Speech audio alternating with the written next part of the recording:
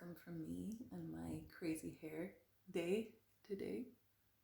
I've just been grinding down a little bit of Opoponax for some sensory input in this reading that I'm going to do for you for the next cycle that is approaching fast. And as you can see, this is a much finer, almost sand-like texture than the large grains. So today I will be using the Herbal Astrology deck.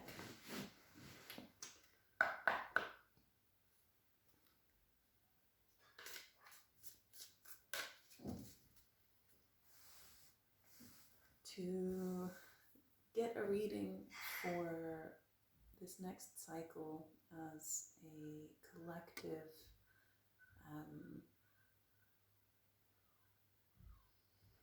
for whoever needs to receive these messages, and for those who might find these words supportive. And of course, there is more than just the words going on here. There's always a deeper level. So already we have number 11, Damiana, the beloved. And there is this element of the merging of opposites, the coming together of polarity and meeting in the middle or in the center, which is a constantly fluctuating thing. It's not a set point. So focusing on the requirement for awareness and for listening to what is actually going on and responding to that from a place of being in touch with our sense of self, in touch with the physical, which is our body, and by extension, the energetic, which is also a part of the body, and the way that this connects and interweaves with everything around it. So we're coming into the realm of the multidimensional self, which is something that is not separate from everything around it. Yes, there are boundaries, but these are dynamic and living and flowing.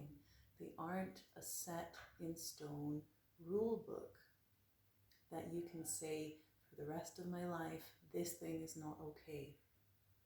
Maybe there is something like this for you, but the invitation is to notice moment by moment, what is it that feels good and what is it that does not feel good, and being able to distinguish between something that doesn't feel good that we need to say yes or no to, and something that does feel good that we need to say yes or no to. And this yes or no is determined by something that is not just our sense of identity, the identity that we latch onto as this physical form with a name and a set of preferences and a set of relationships and memories and all of this. It's so much more than this. So Damiana is this expanding into love, the merging of these two seemingly opposite forces into the recognition that the separation is arbitrary. It's only one layer of our awareness. There's a lot of expansion of perception here.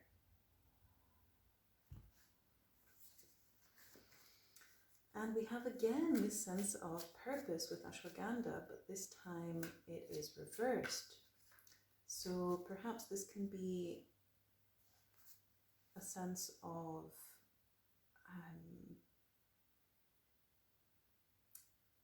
closing in the doors to what our purpose could be, because we have this element of mind telling us that it has to be a certain way. And it could be a feeling of a lack of purpose, and a feeling of wandering aimlessly or drifting. And this is okay. It's okay to be in that place and to have this show up in our experience, because it's simply that. It's just an experience. It is the canvas on which these many different things show up and then move on, like the sky, like the clouds and whatever weather is happening.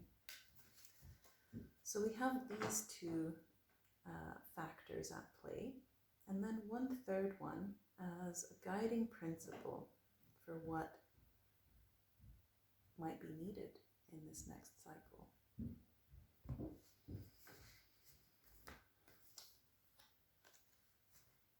So we have purity and we have metamorphosis. And purity is the prerequisite. It's the very first card of the deck. So it's like that first good step that we can take. And what is purity?